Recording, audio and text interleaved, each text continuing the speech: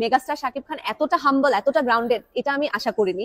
So মানে ভীষণ ভীষণ পজিটিভ একটা এক্সপিরিয়েন্স হয়েছে। অভিনয়, এখনকার ক্যারিয়ার, পজিশন, সবকিছু, তার নিজের লুক, গেটআপ, সে যেভাবে নিজেকে চেঞ্জ করেছে এবং এখনো পর্যন্ত তার দর্শক জনপ্রিয়তা যেভাবে ধরে রেখেছে এবং দিনকে দিন বাড়ছে শাকিব খানের জনপ্রিয়তা, তো সেই হিসেবে আমার দৃষ্টিতে এখনো শাকিব খান নাম্বার 1-এ আছে।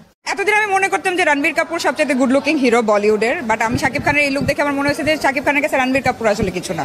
Definitely he's a handsome guy. আপনার কেমন লাগে? Yeah, definitely he's a hella handsome Childhood guy. crush. Childhood crush.